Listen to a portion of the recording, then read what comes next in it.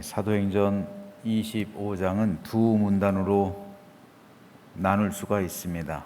먼저 12절까지는 신임 총독 베스도 앞에서의 유대인들의 재고소 및 바울의 변론과 가이사에게 상소하는 장면을 기록하고 있고요. 13절부터 마지막 27절까지는 헤롯 아그리빠를 향한 베스도의 자문 요청 및 바울 신문을 위한 청문회를 개최하고 있는 것을 볼 수가 있습니다.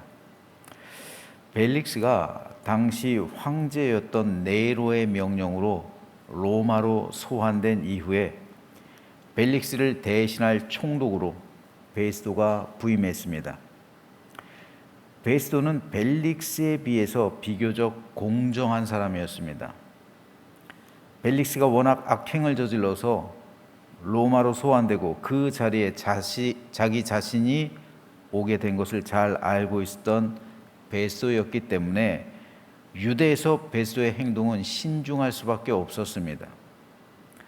그는 로마에서 가이사랴로 오자마자 3일 만에 예루살렘으로 갑니다. 그리고 사내들인 공회와 원로들을 찾습니다. 그리고 그들로부터 벨릭스가 구류해 놓은 바울을 예루살렘으로 보내달라는 요청을 받습니다. 바울을 암살하기 위함이죠. 하지만 벨릭스는 이를 거절했고 로마법에 따라 가이사랴에 와서 정식으로 바울을 재고소하고 재판을 받으라고 말했습니다. 그래서 베스도 앞에서 바울이 재판을 받았는데 베스도가 볼 때 바울은 무죄했습니다. 자기도 이제 갓 부임한 신임 총독이기 때문에 유대 원로들과 부딪혀서 좋을 게 하나도 없다는 사실을 잘 알고 있었습니다. 그런데 바울이 무슨 범법 행위를 하거나 죄가 있어야 바울을 처벌하지 베스도가 볼 땐 아무 죄가 없었던 겁니다. 그래서 베스도는 아그리빠에게 이렇게 말을 합니다. 그러므로 그들이 나와 함께 여기 오매 내가 지체하지 아니하고 이튿날 재판자리에 앉아 명하여 그 사람을 데려왔으나 원고들이 서서 내가 짐작하던 것 같은 악행의 혐의는 하나도 제시하지 아니하고 오직 자기들의 종교와 또는 예수라는 이가 죽은 것을 살아 있다고 바울이 주장하는 그 일에 관한 문제로 고발하는 것뿐이라. 즉 이 대제사장들과 유대인들이 바울을 고발한 이유는 예수님이 살아있다고 증언했기 때문에 그것이 제일 큰 이유예요. 왜 이 이유가 중요할까요? 왜 이것이 그들에게 그렇게 중요할까요? 예수님이 살아있다는 사실, 예수님은 살아있으면 안 되는 거예요. 사두개인들은요. 어제 말씀드렸죠. 사두개인들은 부활 안 믿잖아요. 근데 예수님이 부활했다고 하면 소문내고 다니면 자기들한테 좋을 게 하나가 없어요. 부활이 있어? 안 되는 거잖아요. 사람은 부활하면 안 돼요. 사두개인들에게 있어서. 만일 부활했다 그러면 자기들의 믿음 체계가 다 깨지는 겁니다. 근데 바울을 비롯한 제자들이 부활했다고 전하고 다니는 거예요. 예수님이. 자기들의 신념, 자기들의 종교, 믿음 다 무너져 내리는 거죠. 자기들이 이제까지 전했던 것들 다 거짓이 되는 거예요. 이게 가장 커요. 그 다음으로 이 예수님을 죽인 장본인들이 대제사장이잖아요. 그렇기 때문에 예수님은 살아나면 안 되는 거예요. 그들에게 있어서. 그걸 거짓으로 몰고 갈 수밖에 없는 거예요. 그래서 사형까지 해달라는 무리한 청원을 하고 있는 거예요. 이걸 이 사람들이 로마법을 몰랐겠어요? 법 전문가들이요? 로마법을 몰라서 그러는 게 아니에요. 알고 있는데도 무리해서라도 바울을 죽이려는 거예요. 자신들의 조직이 와해되기 때문에 자신들의 신념과 이제까지 누리던 기득권을 박탈당할 수 있는 위기에 있었던 거죠. 그래서 그토록 무리인 줄 알면서도 바울을 죽이려고 했던 겁니다. 암살까지 하려고 했던 거예요. 무리해서라도. 하지만 베소가 볼 때는, 베소가 그런 사실을 알겠습니까? 그러니까 법대로 판단하는 이 법관의 입장에서 볼 때는 바울에게 반란죄가 있는 것도 아니고 윤리적이나 도덕적으로 어떤 범죄 행위를 한 것도 아니고 반사회적인 범법 행위가 있었던 것도 아니에요. 단지 자기들의 종교, 그리고 예수라는 사람이 죽었다고 살아났다고 주장하는 그것에 대해서 기소하는 거예요. 그리고 죽여달라는 거죠. 그러니 베소는 답답한 거예요. 자기도 원로들의 뜻에 따라서 그들하고 대적할 이유도 없고 그러고 싶지도 않은데, 아니 죽일 죄가 없는데 죽여달라고 하니까 이 얼마나 답답한 거예요. 처벌할 거리가 있어야 처벌을 하지. 이건 재판이 성립될 수도 없는 거고 재판에도 무죄예요. 의미가 없는 겁니다. 그런데 그 상황에서 바울이 가이사에게 상소를 합니다. 만일 내가 불의를 행하여 무슨 죽을 죄를 지었으면 죽기를 사용하지 아니할 것이나, 만일 이 사람들이 나를 고발하는 것이 다 사실이 아니면 아무도 나를 그들에게 내줄 수 없나이다. 내가 가이사께 상소하나이다. 즉 바울은 네로 황제에게 가서 로마에서 재판받겠다 주장한 겁니다. 로마 시민의 권리예요. 불이익당하지 않을 권리를 바울은 사용한 겁니다. 그래서 베소는 바울을 로마로 보낼 수밖에 없어요. 로마 시민의 권리이기 때문에요. 그런데 왜 바울이 가이사에게 상소를 했을까요? 단순히 유대인들의 마음을 얻고자 하는 베소를 믿지 못해서였을까요? 물론 그런 면도 어느 정도 일부분 작용했을 수 있습니다. 하지만 근본적인 이유는, 바울이 가이사에게 상소를 한 이유는 예수님의 말씀 때문이에요. 바울이 예루살렘에서 2년 전에 대제사장에게 신문 받을 때 예수님이 바울에게 나타나세요. 그리고 바울에게 이렇게 말씀하셨어요. 그날 밤에 주께서 바울 곁에 서서 이르시되 담대하라. 네가 예루살렘에서 나의 일을 증언한 것 같이 로마에서도 증언하여야 하리라. 바울이 대제사장 아나니아 앞에서 2년 전에 신문을 받을 때 이 말을 증거했어요. 복음을 증거했습니다. 그리고 자기가 겪어온 그 간증을 했어요. 그 간증을 너 로마에서도 할 것이다. 그러니 담대하라. 예수님께서 말씀하셨어요. 이미 2년 전에. 지금 2년이 흐른 거예요. 가이사랴에서. 그리고 또다시 지루한 재판이 시작된 거예요. 또 얼마만큼의 세월이 갈지 몰라요. 그래서 바울은 가이사에게 상소한 겁니다. 그래서 주님의 말씀을 따라 로마에 가서 복음을 증거하리라 결단한 거예요. 즉 지금 바울은 죽음을 각오하고 있는 거예요. 가이사에게 간다는 건 최종 판결을 의미하는 거예요. 즉 대법원의 판결이에요. 거기서 판결된 건 뒤집을 수도 없고 어떻게 할 수가 없어요. 마지막이에요. 그래서 바울은 마지막 결단을 하고 예수님의 말씀처럼 내가 로마에 간다고 주님께서 말씀하셨지? 그래, 가자 하고 바울은 로마로 가기로 결단하고 가이사에게 상소한 겁니다. 이것을 이해하면은 왜 바울이 제3차 전도 여행을 마치고 예루살렘으로 올 때 아가야 선지자가 예루살렘으로부터 와서 바울의 띠를 가지고 행위 예언을 하잖아요. 이 띠의 임자가 수족이 이렇게 묶이게 될 것이다. 잡혀갈 것이다. 예루살렘에서. 모든 제자가 보는 앞에서 그 예언을 하는 거예요. 아가보 선지자가. 그래서 바울은 예루살렘에 가면 내가 묶이게 되는구나. 내가 잡히는구나. 모든 제자들과 함께 알게 된 거예요. 아가보 선지자가 그 예언을 했기 때문에. 그때 성령께서 바울이 잡히게 될 것임을 미리 말씀해 주신 거예요. 그런데 바울은 알면서도 예루살렘으로 오죠. 왜 그랬을까요? 제자들과 바울이 성령의 메시지를 다르게 해석해서 그래요. 네가 잡히게 될 것이다. 성령의 메시지예요. 그랬을 때 제자들은 그 메시지를 어떻게 해석하냐면 성령께서 말씀하시잖아. 잡히게 된다고. 그러니까 도망가세요. 예루살렘으로 가지 마세요. 잡히게 된다는데 가지 마세요. 이게 다른 제자들의 해석이에요.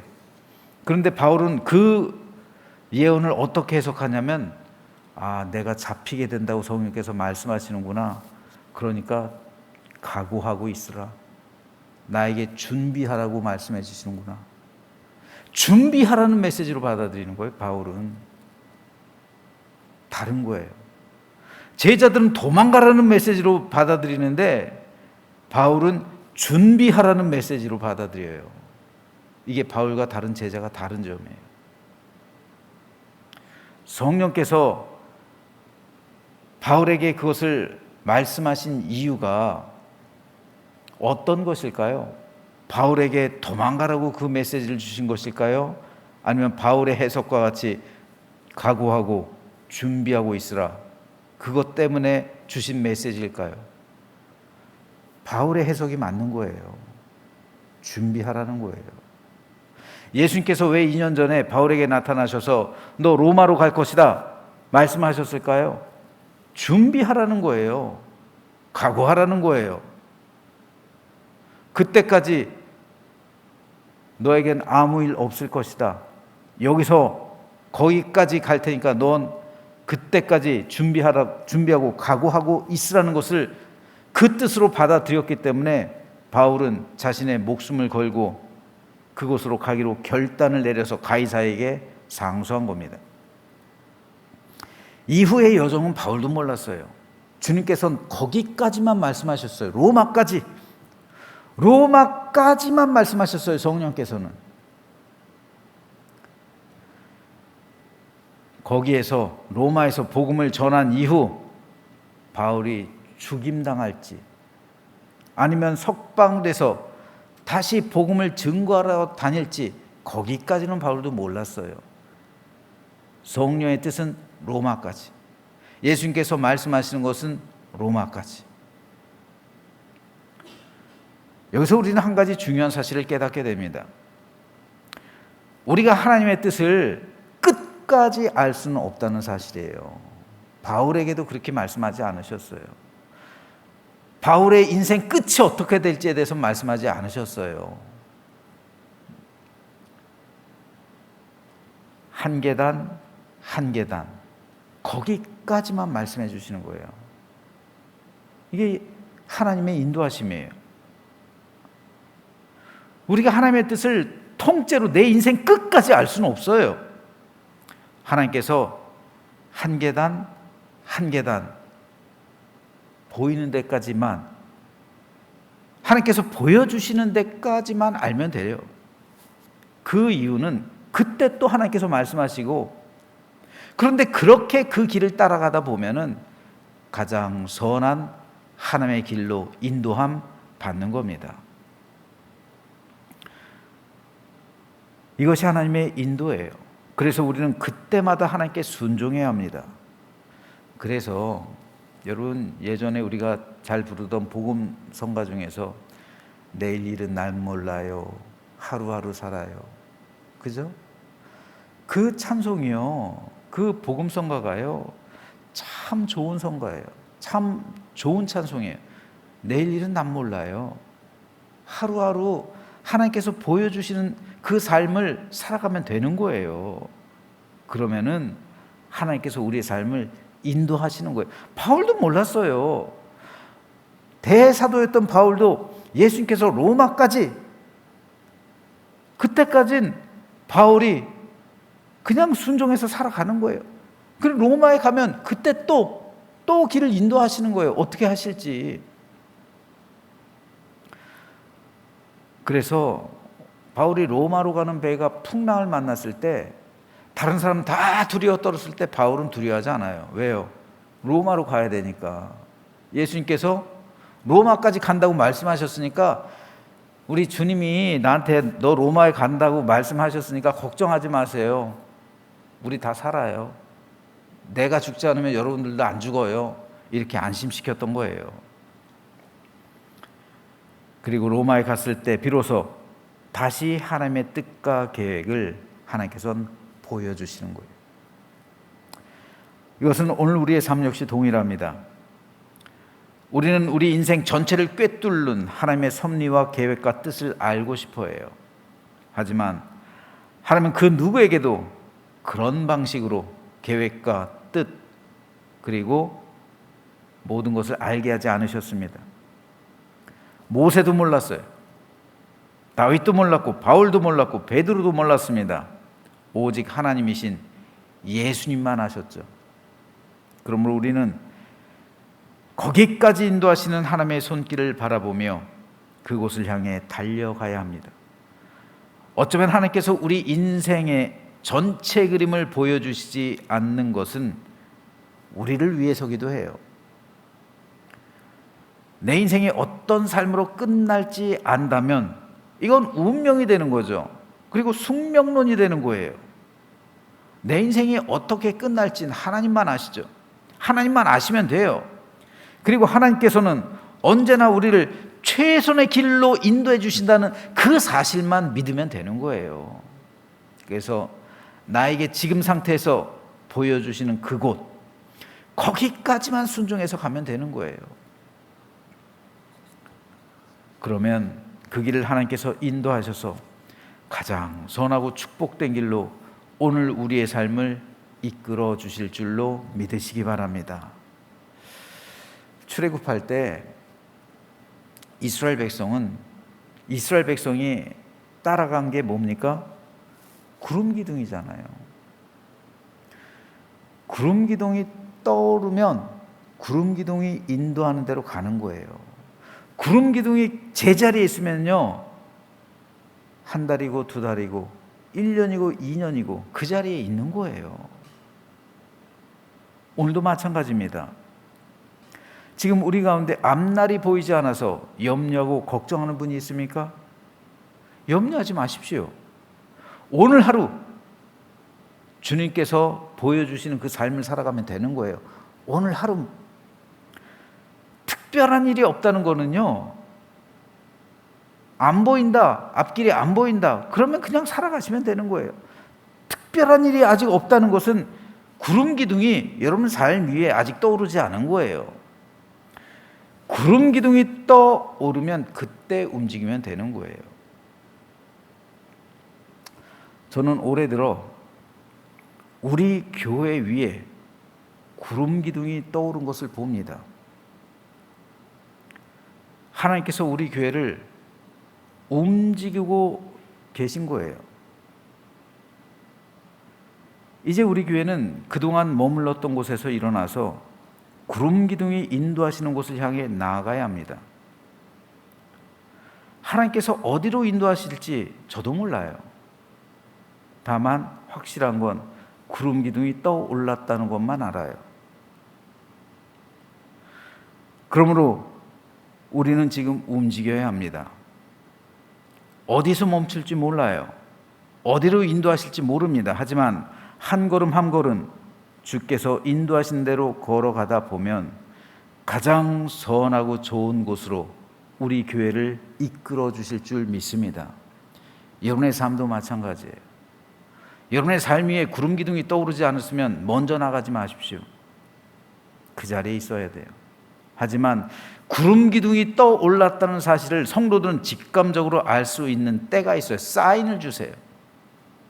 그러면 그때 보조에 맞춰서 하나님께서 인도하시는 길로 한 걸음 한 걸음 나아가시면 가장 선하고 좋은 길로 우리 하나님께서 이끌어 주실 줄 믿습니다. 이것이 하나님의 인도하심이에요. 바울을 하나님께서는 그렇게 인도하신 것이고 제자들을 인도하신 것이고 그리고 우리 교회와 성도 여러분 또한 그렇게 인도하실 줄 믿습니다. 그래서 바울처럼 복음의 삶을 살아가며 주님과 동행하는 가운데 하나님의 뜻을 온전히 이루는 우리 교회와 모든 성도 여러분이 되시기를 주님의 이름으로 축원합니다.